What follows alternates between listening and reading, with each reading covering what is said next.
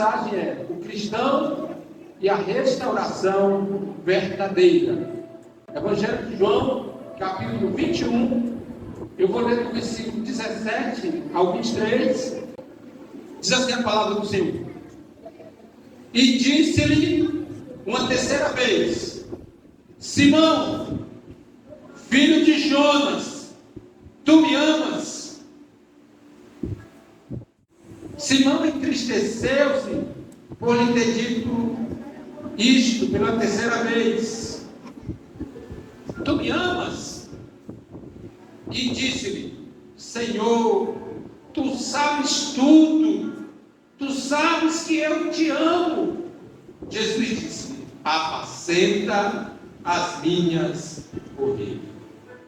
Na verdade eu te digo que quando tu eras moço, te cingias a ti mesmo e andavas por onde querias.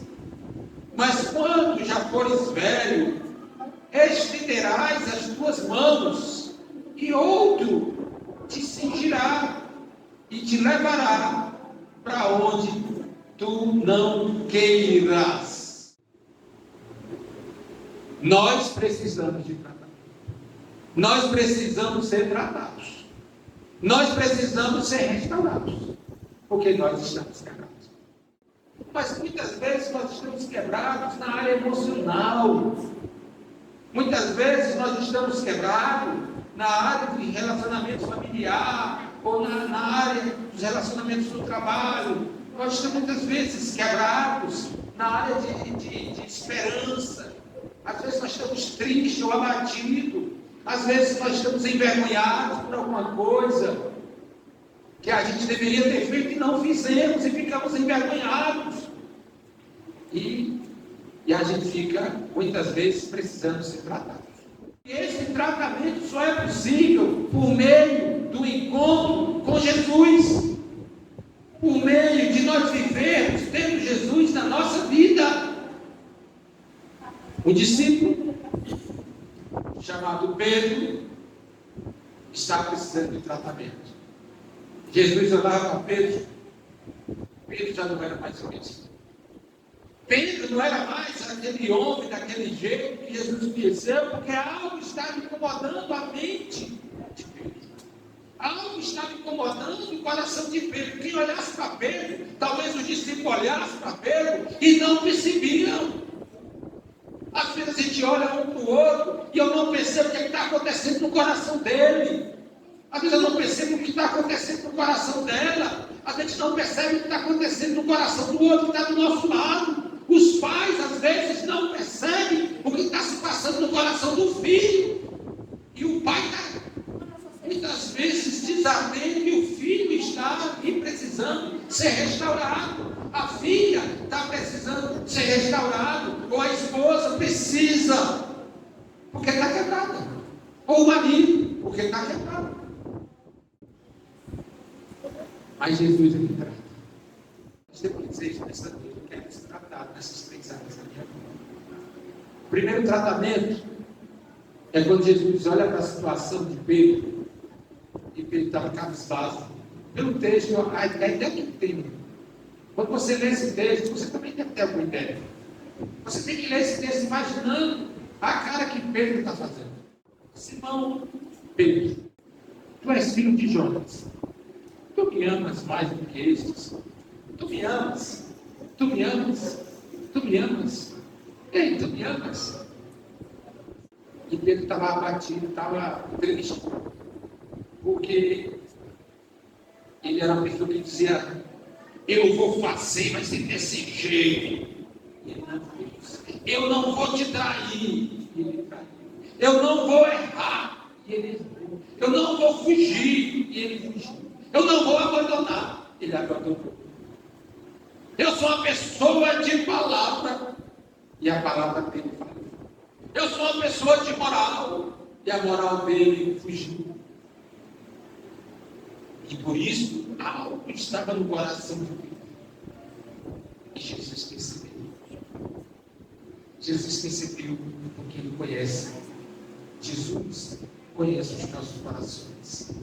Deus sonda os nossos corações, e o que mais precisava ser restaurado, a primeira coisa que precisava ser restaurada na vida de Pedro e também na nossa, irmãos, é nós mantermos o coração em paz. Muitas vezes a gente tem a tendência de perder a paz muito fácil. Às vezes a gente quer perder a paz com o marido, quer perder a paz com os filhos, quer perder a paz com a esposa, quer perder a paz com os vizinhos, com tanta coisa. E eu digo que eu sou dessas pessoas. E você também é um, porque muitas vezes nós somos que nem Pedro. Jesus olhou para Pedro e disse: Pedro, o que eu quero saber, Pedro, é se tu me amas. Eu não quero saber do teu erro, do teu passado, das tuas falhas, do teu defeito, o que você fez de errado. Fique em paz, não fique se criticando, se deprimindo, se acusando, se culpando. Porque o problema não estava em Jesus, mas o problema estava no coração de Pedro. Ele se culpando, se sentindo inútil. Eu prezo, eu traí, eu abandonei, eu fiz isso de errado. E Jesus olhou para Pedro e viu Pedro se culpando. E viu Pedro deixando que o erro dele atrapalhasse o seu presente. Irmão, o nosso erro que a gente fez ontem ou no passado não interessa mais o que a gente falhou, o que a gente errou. O importante é a gente se levantar, se consertar e daqui para frente: Senhor, eu quero ter paz no meu coração. Quanto ao meu passado, quanto ao que eu errei, eu quero ter paz. Irmãos, a gente só tem paz quando a gente entende o abraço do amor dentro de nós. Amém? É isso que Jesus diz: Pedro, o teu coração está cheio de amor. Amém? Então fique em paz. Porque às vezes, irmãos, a gente ama Jesus e a gente às vezes está falha. A gente ama e a gente falha. Às vezes a gente falha com gente que a gente ama. Você já falhou com pessoas que você ama. Já falhamos. Senhoras, tu me ama? Então tenham paz. Jovens, você me ama? Então tenham paz. Varões, vocês me amam? Então tenham paz. Não deixe nada do passado atrapalhar, tirar a sua paz. Amém? A segunda lição, o segundo processo para termos uma restauração, está no versículo 18. No versículo 18 diz assim a palavra do Senhor.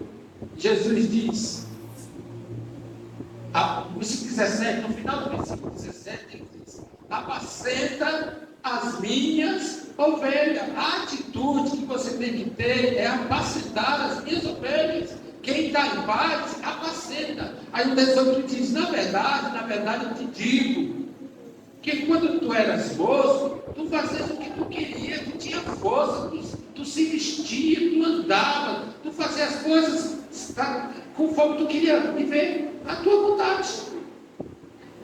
Mas agora, para você ser uma pessoa restaurada, negue essa vontade sua. Tu está em paz? Então apacenta. Tu está em paz? Então faz a vontade de Deus. Tu está em paz?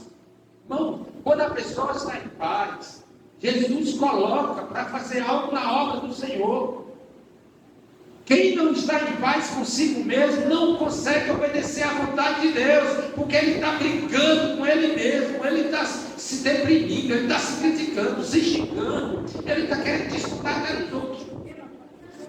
Ele não consegue apacentar, não consegue levar paz. Apacentar, o que é apacentar? É levar paz. Levar a paz é assentar com a paz. Trazer a paz para as vidas.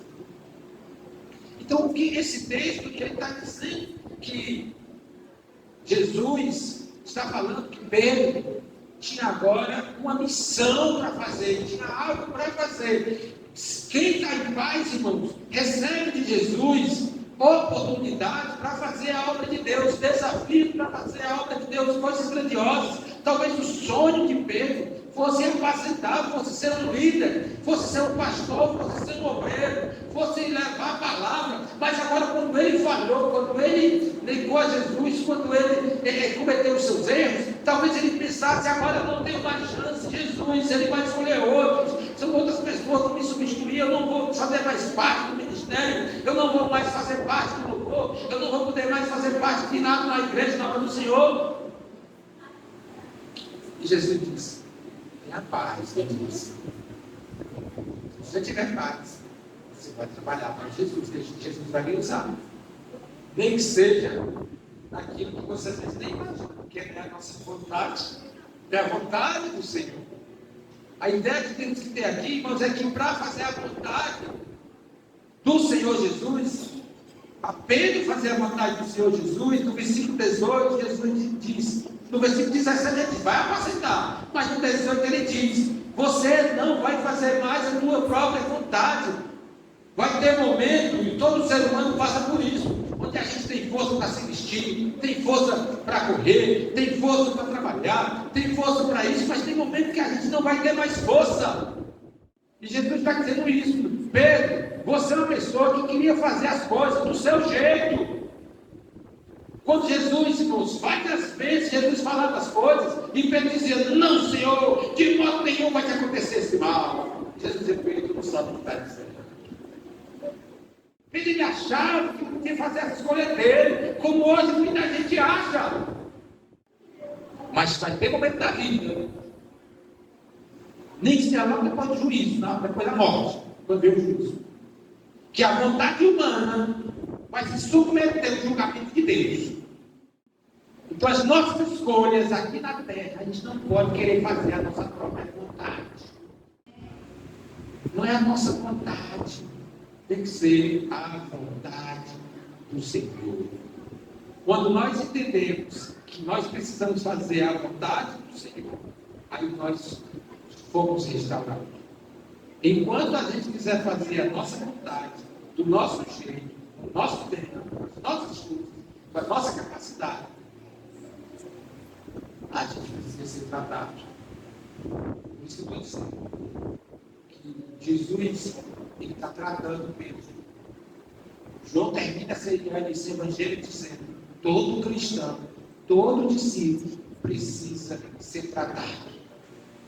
Precisamos de paz para poder trabalhar com o Senhor. Precisamos trabalhar com o Senhor, mas seguindo a vontade do Senhor e não a nossa. É Ele que vai nos conduzir, que vai nos levar, que vai nos vestir, que vai nos sustentar, que vai nos alimentar, vai nos levar da forma como Ele quer, como Ele quer. Em terceiro lugar, a restauração verdadeira que Cristo nos traz.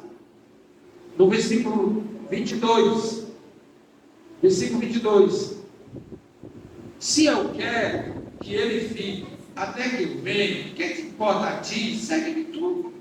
Divulgou-se, pois, entre os irmãos este tipo, que aquele discípulo não havia de morrer, e Jesus, porém, não lhe disse que não morreria mais. Se eu quero que ele fique até que eu venha, o que te importa a ti?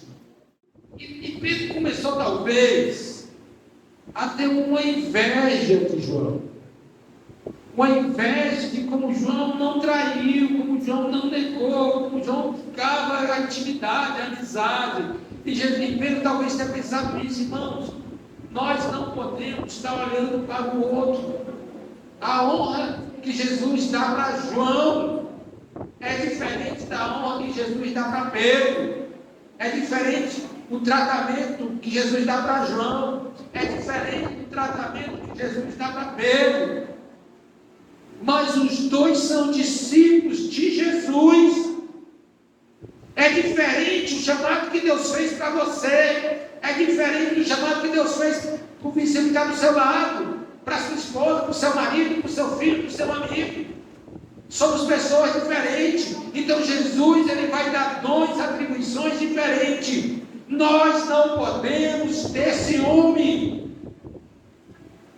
Nós não podemos sentir como se o outro fosse o nosso concorrente, como se o outro fosse o que nos supera, o que vai nos superar. Aí eu não vou ensinar ninguém a tocar teclado, porque vai tocar melhor do que eu. Aí eu não vou ensinar ninguém a pregar, senão vai pregar melhor do que eu. Não existe isso.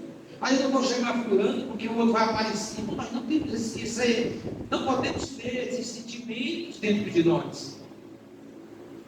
A restauração, irmãos, ela é feita pelo amor que nos dá paz. O amor nos dá paz, a restauração. O amor, a restauração, também nos faz obedecer à vontade de Deus. O amor da restauração também renova o nosso relacionamento com o próximo. Muitas vezes a gente não entende, a gente distorce, a gente quer fazer a nossa interpretação do nosso jeito. O que é importante, irmãos, é nós termos relacionamentos saudáveis entre nós. Bem, João tinha uma intimidade com Jesus. Pedro também. Você tem uma intimidade com Jesus. Com o seu amigo também. Cada um é diferente. Que nós possamos sair daqui tratados, restaurados, renovados. Jesus usa o irmão, dá uma posição de honra para ele, também vai poder usar você de uma forma diferente, mas de uma forma adequada. Que a gente possa ser restaurados, sair daqui nesta noite, restaurados, dizendo: Senhor, eu não quero ter mais nenhum pensamento ruim, depreciativo de mim mesmo. As minhas falhas eu superei, eu posso te seguir com alegria. Saímos restaurados. Senhor, eu quero tirar todo o ego, toda a vaidade, toda a presunção, toda a subida. Eu quero fazer a tua vontade. Eu quero te obedecer. Possamos sair daqui restaurados dizendo: Senhor, eu quero ter comunhão com o meu irmão, comunhão com a minha irmã, ter paz com ele, ter paz com ela. Porque assim nós seremos verdadeiros discípulos de Jesus.